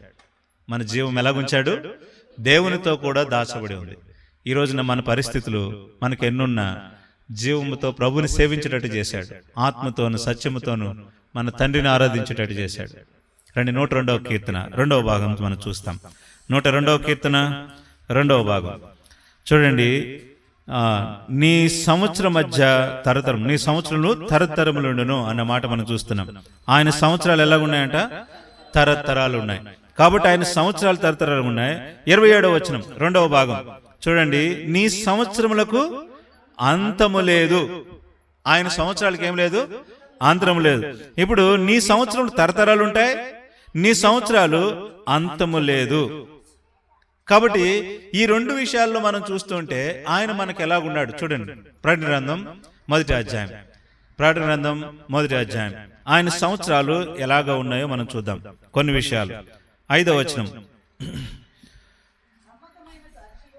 నమ్మకమైన సాక్షియు, మృతుల్లో నుండి ఆది సంభూతుడిగా లేచిన వాడును, భూపతులకు అధిపతియు. ఇప్పుడు ఆయన మనకి ఎలాంటి వాడిగా ఉన్నాడు అనే దానికి మొదటి నుంచి రాయబడుతూ వచ్చిన కొన్ని విషయాలు చూద్దాం. అందులో 7వ వచనం 2వ భాగంలో అల్ఫా ఓమేగా అనే మాట రాయబడింది. అల్ఫా ఓమేగా, నేనే, వర్తమాన భూత భవిష్యత్ కాలంలో ఉండేవాడు నేనే, సర్వాధికారి అయిన దేవుడు. ఆయన ఎలాంటి వాడుగా ఉన్నాడు? భూత, వర్తమాన, భవిష్యత్, 3 కాలాలు. మన సంవత్సరాలేమో గతించిపోతున్నాయి, మన వారాలన్నీ గతించిపోతున్నాయి, నెలలు గడిచిపోతున్నాయి, మన దినాలు గడిచిపోతున్నాయి. కానీ మన ప్రభువైన యేసుక్రీస్తు వారు మనకి ఎలాగున్నాడంటే అల్ఫాయు ఓమేగా అనేగా ఉన్నాడు. ఆయన ఎలాగున్నాడు? వర్తమాన భూత భవిష్యత్ కాలాలు. అంటే 3 కాలాల్లో ఆయన ఉన్నాడు. ఇప్పుడు నువ్వు వెనక్కి వెళ్ళి ఆలోచించు, ఎన్ని పోగొట్టుకున్నావో. ఆయన నీతో పాటు ఉన్నాడు, ఉన్నవాడు అనే మాట రాయబడింది. మనం మొన్న క్రిస్మస్ పండుగ కూడా చేసుకున్నాం కదా, దాంట్లో ఆయనకి ఇమ్మానుయేల్ అనే పేరు వచ్చింది. ఇమ్మానుయేల్ అనే పేరు అర్థం ఏంటంటే దేవుడు మనకు తోడు అనే మాట ఉంది. నువ్వు చేసిన నిజమైన క్రిస్మస్లన్నీ కూడా, నువ్వు చేసిన నిజమైన క్రిస్మస్లు కూడా నిజంగా నీతో కూడా యేసుక్రీస్తు ప్రభు ఉన్నాడా? నీతో యేసుక్రీస్తు ప్రభు ఉన్నాడా? అలా లేని ఆరాధన అది నిజమైన ఆరాధన కానే కాదు. భూత వర్తమాన భవిష్యత్ కాలంలో ఉండేవాడు ఆయన. ఆయన నీతో పాటు ఉన్నాడు, నీ జీవితంలో ఉన్నాడు, నీ పరిస్థితుల్లో ఉన్నాడు, అన్నిట్లో ఉన్నాడు. కానీ నువ్వు ఆయన యందు విశ్వాసం ఉంచలేదనంటే, ఆయనతో కూడా నువ్వు ఆరాధనలో పాలు పొందలేదనంటే, ఈ సంతోషం నీకు లేదని అర్థం. ఇంకా నువ్వు దుఃఖంలోనే, నీ ప్రయాసలోనే బ్రతుకుతున్నావు అని అర్థం. ఇంకా అనిశ్చివేతలో లేకపోతే అవమానంలో, నిందల్లోనూ బ్రతుకుతున్నావని అర్థం. ఇంకా శాపభరితమైన దాన్ని నువ్వు అనుభవిస్తున్నావని దానికి ఇది నిదర్శనం. కాబట్టి ఇప్పుడు ఆరాధించే ఆరాధకులకు దేవుడు ఎలాగున్నాడు అని అంటే, భూత వర్తమాన భవిష్యత్ కాలంలో ఉన్నవాడు. ఆయన అల్ఫా ఓమేగాగా ఉన్నాడు. కాబట్టి ఆయన సర్వయుగాల్లో ఒకటే రీతిగా ఉన్నాడు. ఈ దేవుణ్ణి మనం ఆరాధించడానికి మనం సిద్ధపడాలి. ఆయనను మాత్రమే మనం సంవత్సరాలు లెక్క పెట్టుకుంటూ మన జీవితాన్ని గడుపుకోవటం కాదు, కానీ ప్రతి సంవత్సరం పండుగ చేసుకోవడం గొప్ప కాదు, కానీ ప్రతి దినము ప్రతి నిమిషము ఆయనతో సంతోషంతో మనం గడపడానికి ఇది ఒక అవకాశం ఇచ్చాడు. నిజంగా చెప్పగలం, ప్రభు మా జీవితాల్లో కూడా మేము మార్పు నంది ప్రభు కొరకై జీవిస్తున్నప్పుడు మా కళ్ళల్లో నీళ్ళేమో అట్లాగే ఉంటాయి, మా హృదయంలో సంతోషమేమో స్థిరంగానే ఉంది. ఎందుకనంటే మా కళ్ళల్లో నీళ్లు కృతజ్ఞతతో కూడినవి, మా హృదయంలో సంతోషం యేసు ప్రభు మాకు ఇచ్చిన రక్షణ.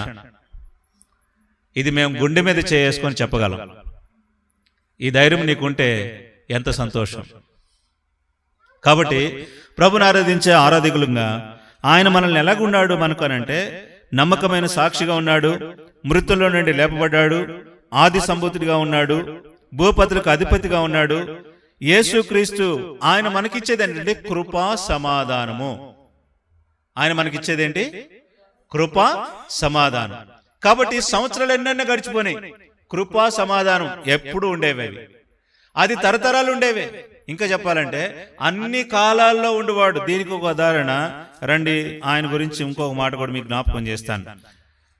22వ ప్రకటన గ్రంథం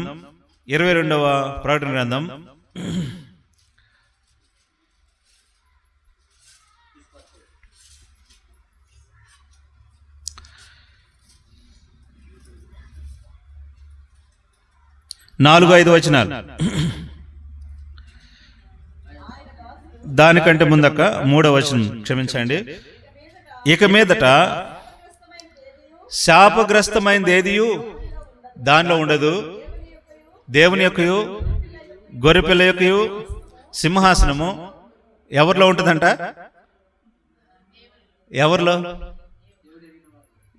ఎవరి సింహాసనం ఎవరి దగ్గర ఉంటుంది?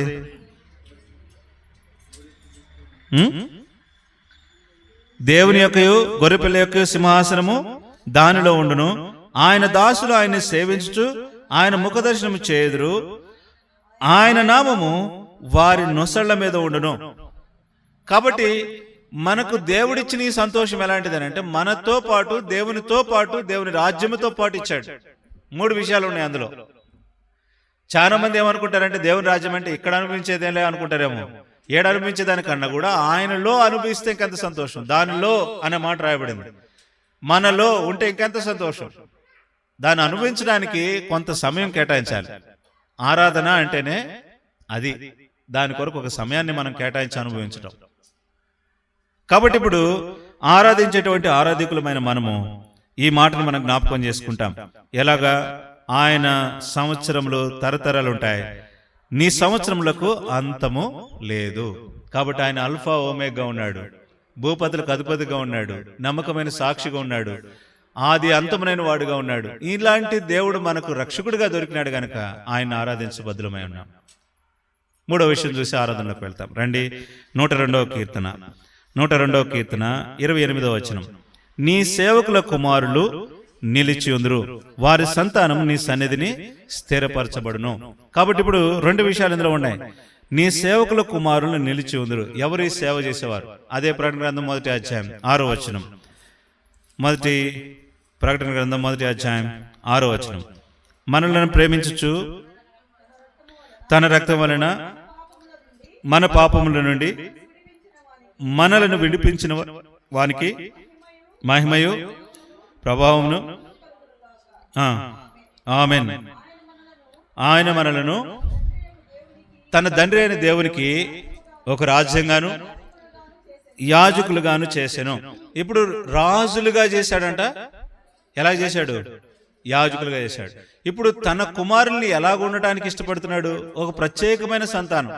దేవుని ప్రజలు అనేవారు, రక్షణ పొందిన వారు ఒక రాజుల యొక్క సంతానమే. ఏంటి ఏమైంది? ఓయ్ ఇటు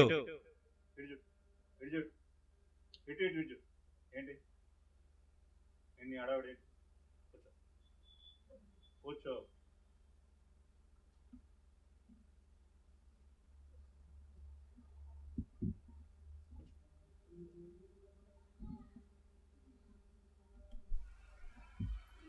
దేవుని ప్రజలు ఒక రాజులు యాజకులుగా ఉండడానికి ఆయన ఏర్పరచుకున్నాడు. చూడండి, ఆదికాండం త్వరగా చూద్దాం. ఆదికాండం 4వ అధ్యాయం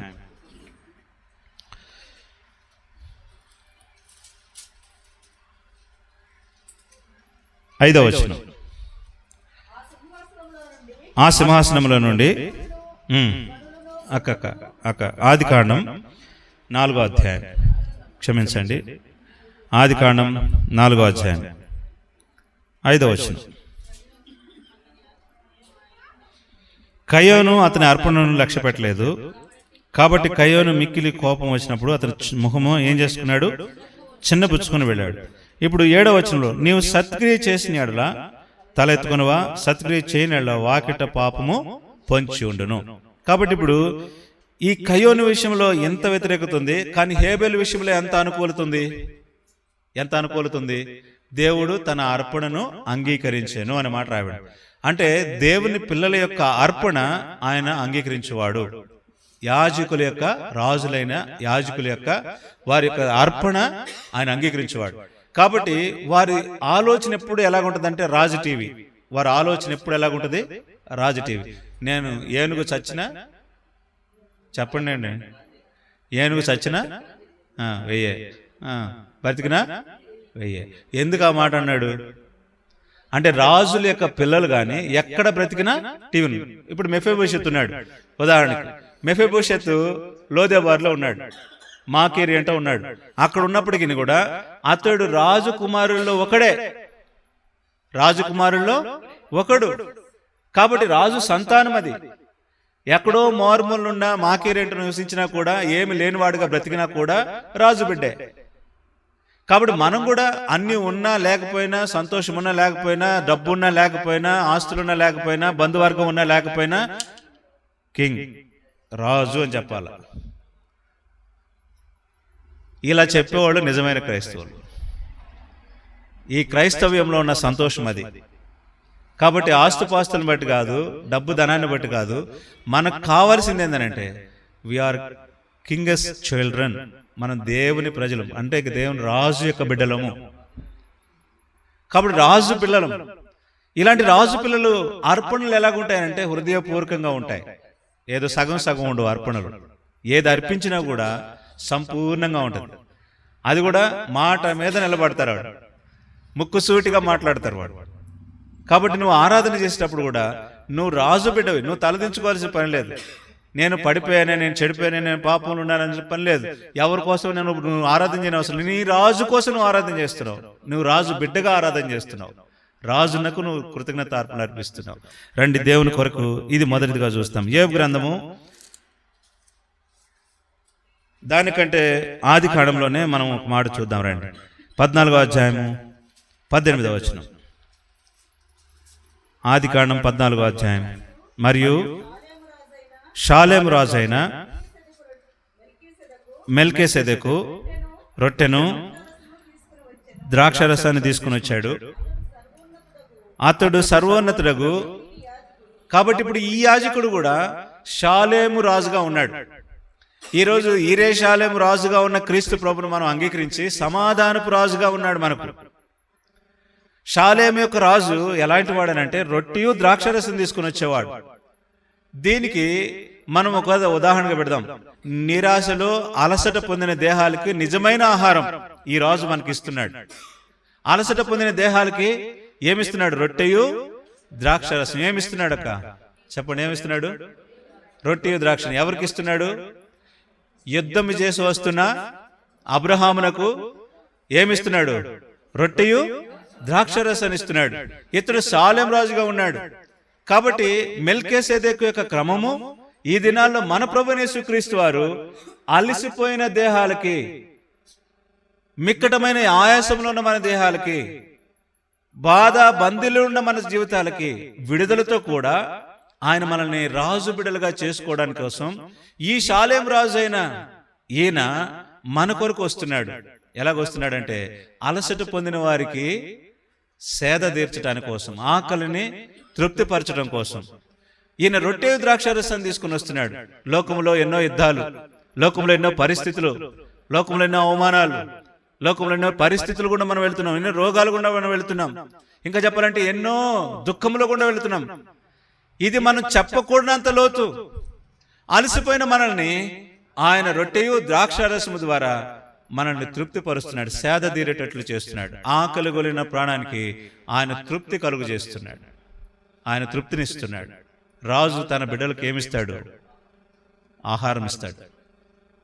ఈ పరలోకపు రాజు నీకు నాకు సమృద్ధి అయిన ఆహారం గత సంవత్సరం అంతా ఇస్తూనే వచ్చాడు. అన్ని రకాలుగా నువ్వు అనుభవించావు. ఈ సంతోషాన్ని నువ్వు అనుభవించావు. ఈ షాలేం రాజులో నీకు నిజమైన సమాధానం ఉంచాడు. ఏ రోజు నిన్ను ఆకలితో పడుకోబెట్టలేదు. ఇది ఆత్మీయమైన ఆహారం, భౌతిక సంబంధమైనది కాదు. దేవుడు నిన్ను నన్ను ఇచ్చిన ఈ సమృద్ధిలో ప్రభువును ఆరాధించబద్దులమై ఉంటున్నాం. రండి, అదే ఆఖరిగా మనం చూసి ప్రార్థనలకు వెళ్తాం. ప్రకటన గ్రంథంలో అదే మాట 20వ అధ్యాయం 6వ వచనం. ప్రకటన గ్రంథము 20వ అధ్యాయం. ఈ మొదటి పునరుద్ధానంలో పాలు గలవారు ధన్యులను పరిశుద్ధులనై ఉంటారు. ఇటు వారి మీద రెండవ మరణమునకు అధికారం లేదు. అంటే ఇప్పుడు ఈ రెండు మరణాల గురించి మనం చూస్తాం. ఏంటి? దేవుని ప్రజల యొక్క మరణం.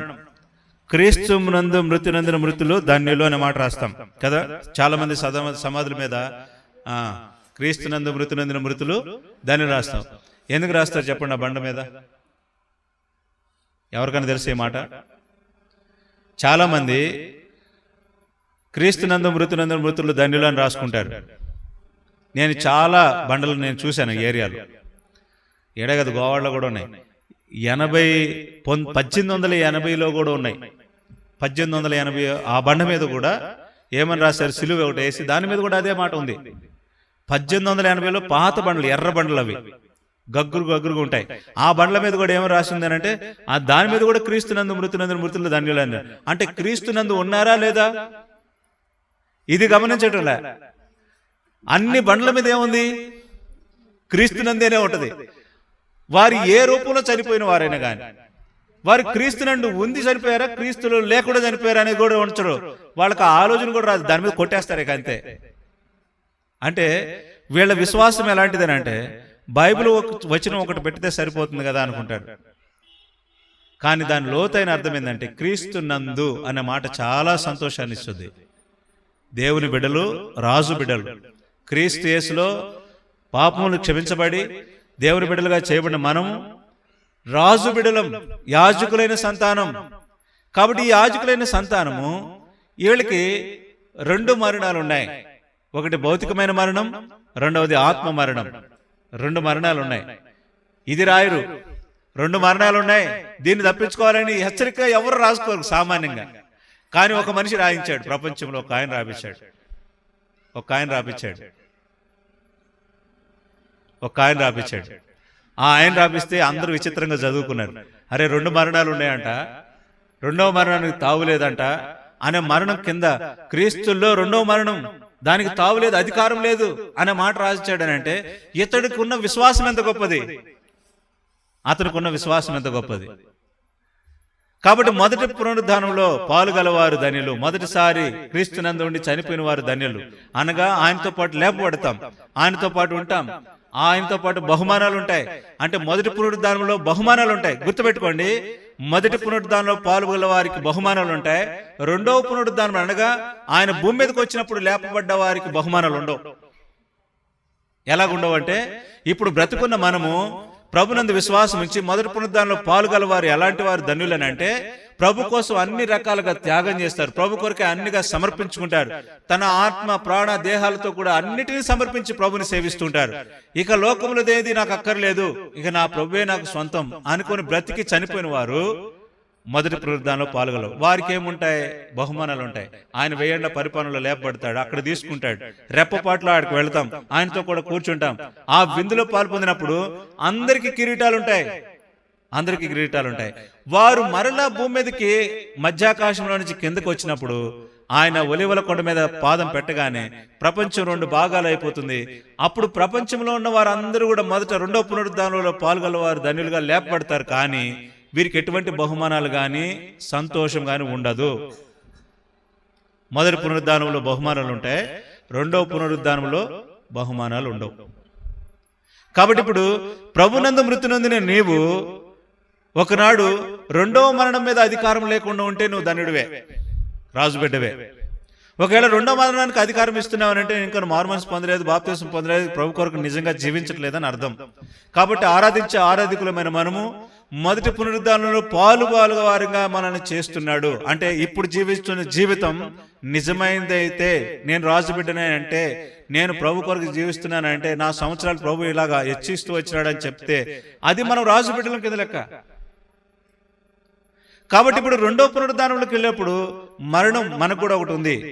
అంటే శరీరము నిత్యమైన అగ్నిలోకి వెళుతుంది. అది నిజమైన అధికారం, అంటే పాపం యొక్క అధికారం, అపవాది యొక్క అధికారంలోకి వెళ్ళిపోతాం. దాని నుండి మనల్ని ఎవరు రక్షించేవారు లేరు. కాబట్టి ప్రభుతో కూడా నీకు ఇచ్చిన ఈ అవకాశం, మొదటి పునరుద్ధానంలో పాలుగలవారు ధన్యులు.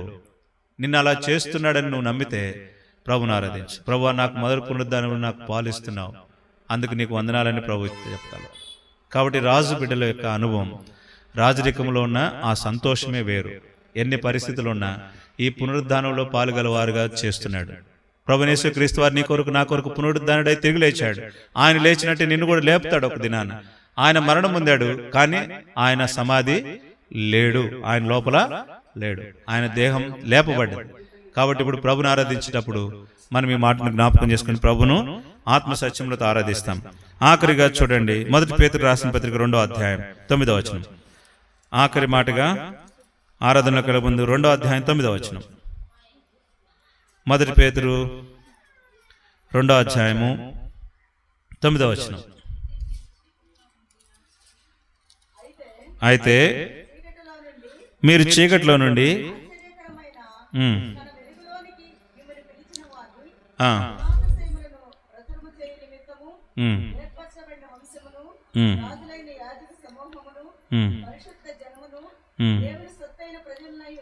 ఇప్పుడు దేవుని సొత్తైన ప్రజలుగా అయిపోయాం. ఎట్లా చేశాడు? మొదటేమో రాజులుగా చేసుకున్నాడు, రెండవది యాజకులుగా చేసుకున్నాడు. ఇప్పుడు తనకు ఎలాగో ఉండడానికి చేసుకున్నాడంటే పరిశుద్ధ జనంగాను, సొత్తైన ప్రజలుగాను. సొత్తైన ప్రజలుగాను మనమే ఆయనకి విలువ, మనమే ఆయనకి విలువ. ఇంకా లోకంలో ఏది అవసరలే, ఈ చెట్లు, ఈ ఆస్తిపాస్తులు, లేకపోతే ఇవన్నీ ఏం అవసరం దేవునికి. మనల్ని ఆయన సొత్తుగా చేసుకున్నాడు. నువ్వు దొరికావంటే చాలు, నువ్వే పెద్ద సొత్తు ఆయనకి. నువ్వు దొరికావంటే ఆయన సంతోషపడతాడు. ఆయన సొత్తు ఎలా సంతోషపడ్డాడనంటే, ఒకడు లోకంలో సంపాదించిన దానికంటే కూడా ఆయన రెట్టింపు సంతోషాన్ని అనుభవిస్తున్నాడు. నువ్వు ఆయన సొత్తు, దేవుని సొత్తు అయి ఉన్నావు. కాబట్టి దేవుని సొత్తుగా మనల్ని చేసుకున్నాడు. కాబట్టి ప్రభుని ఆరాధించే ఆరాధికులుగా ఈ మాటను మనం జ్ఞాపకం చేసుకుంటాం. రండి, మనం ఆరాధించే ఈ ఆరాధనలో 2 మాటలు మనం జ్ఞాపకం, 3 విషయాలు మీకు జ్ఞాపకం చేశాను. ఏంటి 3 విషయాలు అంటే, మొదటిది ఆయన మనల్ని ఎలాగ చేసుకుంటూ వచ్చినాడు? దుఃఖములో నుండి మనల్ని విడిపించి ఆయన నిజమైన సంతోషాన్ని ఆత్మీయంగా అనుగ్రహించాడు. దుఃఖములో ఉన్న మనల్ని, రెండవది శాపములో ఉన్న మనల్ని, శాపగ్రస్తులైన మనల్ని విడిపించి శాపము నుండి తీసివేసి ఇప్పుడు మనల్ని అన్నిటిలో నుండి విడుదల అనుగ్రహించాడు. తన ప్రజలు ఎలాగ ఉండాలని కోరుకున్నాడంటే సంవత్సరాలు అనుభవించేవారుగా చేశాడు, తరతరములు ఉండేటట్టు చేశాడు. ఆయన ఏకరీతిగా ఉండేవాడుగా ఉన్నాడు. కాబట్టి యుగయుగాలు ఒకటే రీతిగా ఉన్నాడు. ఆల్ఫా ఓమేగాగా ఉన్నాడు, ఆది సంభూతుడిగా ఉన్నాడు. ఇవన్నీ కూడా అందులో రాయబడుతూ వచ్చాయి. కాబట్టి ఇప్పుడు ఆయన మనకు ఎలాగున్నాడనంటే అన్నిటిలో ఉన్నవాడు, అన్ని సందర్భాల్లో ఉన్నవాడు, మన పరిస్థితిలో ఉన్నవాడు జ్ఞాపకం చేస్తున్నాడు. కాబట్టి ఇప్పుడు ఇది మొదటి భాగం. రెండవ భాగానికి వచ్చేసరికి ఆయన సంవత్సరాలు జరిగిపోతూ వచ్చాయి. ఈ సంవత్సరాలు కూడా మనకు ఎలాగిచ్చాడంటే కొద్దిగా అయిపోయినాయి. దుఃఖంతో గడుపుతున్నాం, అవమానం నిందలో బ్రతుకుతున్నాం. అలాంటివన్నీ కూడా తప్పించాడు. అలాంటివన్నీ తప్పించి ఇప్పుడు నిజమైన సంతోషం, నిజమైన నింద యేసు ప్రభువు అనుభవించి ఆయన కార్చిన అమూల్యమైన రక్తము ద్వారా మనల్ని పవిత్రులుగా చేశాడు, నిందను తీసివేశాడు, క్రీస్తు కొరకు మనల్ని అట్లా బ్రతికేటట్టు చేశాడు. అది జీవముతో కూడినది మనకు అనుగ్రహించాడు. అది నిజమైన జీవం మనకి ఇచ్చాడు. ఆయన యందు ఉండేటట్టు చేశాడు. భూ సంబంధమైన వాటి మీద కాదు, పర సంబంధమైన వాటి మీద మనం మనసు పెట్టుకొని వాటిలో జీవించేటట్టు, ఆయన యందు జీవించేటట్టు మనల్ని చేశాడు. ఇది రెండవ భాగంలో రెండవ మాట. మూడవ విధంగా ఆయన సొత్తైన ప్రజలుగా, ఆయన వారసులుగాను, ఆయన ప్రజలుగాను, ఇంకా ఆయన సేవకులుగాను మనల్ని చేసుకోవడం దేవుని ఉద్దేశం ఏంటంటే మనము రాజులైన యాజక సమూహంగా ఆయన గుణాతిశయములను ప్రచురం చేయ నిమిత్తం అన్నమాట. మొదటి పేతురు రాసిన పత్రిక 2వ అధ్యాయం 9వ వచనం ప్రకారం మనం ఆయన గుణాతిశయములు ప్రచురం చేయ నిమిత్తం అని రాయబడి. ఏంటి ఆయన గుణాలు? కనికరము, దయ, ప్రేమ, నమ్మకము, ఇవన్నీ ఆయనలో నుంచే మనకు కలిగాయి. ఆయన లేకపోతే మనకి ఇవన్నీ కలిగే కాదు. ఆయన గుణాలు అలాంటివి కనుక ఆయన వలే మారాం. ఎదుటోళ్ళు ఎన్నైనా దట్టిని, ఎంటోళ్ళు ఎన్నైనా కొట్టని, ఎన్నైనా అవమానాలైన, ఎన్ని అభాండాలైన, ఎంత నష్టమైనా కలిగించని, యేసు ప్రభు యొక్క గుణాతిశయాలతో పోలిస్తే ఈ గుణాతిశయాలు ఏమీ సాటిరావు. వీటిలో మనం అసలు లక్ష్య పెట్టాల్సిన అవసరం కూడా లేదు. వీటిని మనం తీసుకోవాల్సిన పని కూడా లేదు. కాబట్టి ప్రభుని ఆరాధించినప్పుడు ఆయన గుణాతిశయాలను ప్రచురించే దేవుని సొత్తైన ప్రజలుగా చేసుకున్నాడు. దేవుని సొత్తైన ప్రజలు ఎలాగ చేసుకున్నాడు చూడండి. మొదటి పేతురు 2వ అధ్యాయం 9వ వచనంలో 4వ పారాగ్రాఫ్, రాజులైన యాజక సమూహమును, పరిశుద్ధ జనమును. ఇక్కడ 3 విషయాలు మీకు జ్ఞాపకం చేసిన, అంటే 3టికి సందర్భాలు, 3 విషయాలకి 3 సందర్భాలు ఇందులో రాబడ్డాయి. ఒకటి రాజులైన యాజక సమూహము, అది మొదటి భాగానికి మొదటి సందర్భానికి సంబంధించింది. ఇప్పుడు రెండవ సందర్భానికి సంబంధించింది పరిశుద్ధ జనం. మనల్ని పరిశుద్ధులుగా ఎట్లా ఎంచుకున్నాడు? అవమానం పొందిన వారు పరిశుద్ధత ఎట్లా అనుభవిస్తారు? నిందన భరించిన వారు, తృణీకరించబడ్డవారు ఎలాగైనా పరిశుద్ధ జనంగా మార్చబడతారంటే యేసు ప్రభు వారు సిలువలో అవమానము, తృణీకారం పొందాడు కాబట్టి ఇప్పుడు మనం పరిశుద్ధ జనంగా చేయబడ్డాము. ఆయన గనక ఆ అవమానం పొందకపోతే, ఆయన గనక ఆ సిలువ మరణం పొందకపోతే, తృణీకారం ఆయన పొందకపోతే ఈరోజు మనకు నిజమైన పరిశుద్ధత వచ్చేది కాదు. కాబట్టి ఆయన కార్చిన ప్రశస్తమైన రక్తము ద్వారా మనకు నిజమైన పవిత్రత మనకు అనుగ్రహించబడింది.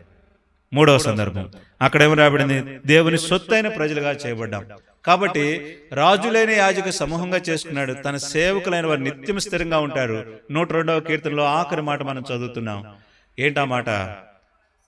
వారి సంతానము నీ సన్నిధిలో స్థిరపరచబడుదురు. వారి సన్నిధిలో, దేవుని సన్నిధిలో నిత్యము స్థిరంగా ఉంటారు. వీరు స్థిరంగా ఉండేవారు కనుకనే దేవుని సొత్తైన ప్రజలు, దేవుని సొత్తైన ప్రజలు. కాబట్టి దేవుని సొత్తైన ప్రజలుగా ప్రభు నిన్ను నన్ను చేసుకుంటూ వచ్చాడు. అందుకొరకే ప్రభువును మనం ఆరాధించ బద్దులమైన రండి. మనం ఈ 3 మాటలు మనం జ్ఞాపకం చేసుకుంటూ ప్రభువునకు మనం ఆరాధన మనం చెల్లిస్తాం. ఆ రీతిగా ప్రభు మనకు సాయం చేయను కాక. రండి, కొద్ది నిమిషాలు మనం ఆరాధనలో ఈ రీతిగా మనం కలిగి ఉంటాం. ఆరాధించండి ఒకరి తర్వాత ఒకరు. మొదటి సహోదరులు, ఆ తర్వాత సహోదరులు.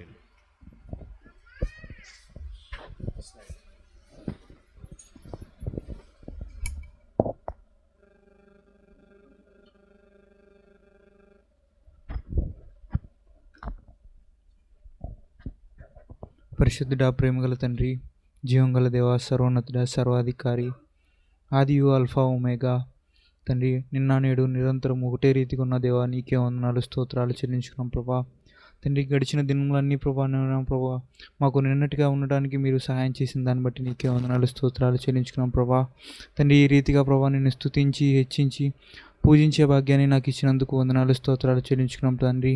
దేవానైనా ప్రభా, మీ దాసుని ప్రభా ఏ రీతిగా అయితే ప్రభా మాట్లాడుతూ వస్తున్నారు తండ్రి. దాన్ని బట్టి నీకే వందనాలు ప్రభా. తండ్రి అయినా ప్రభానైనా మాకున్న తండ్రి ఈ భారాన్ని తండ్రి ఈ శాపాన్ని మొత్తాన్ని తొలగించి ప్రభా కల్వరి రక్తం ద్వారా తండ్రి మమ్మల్ని పరిశుద్ధిగా చేసిన దాన్ని బట్టి నీకే వందనాలు స్తోత్రాలు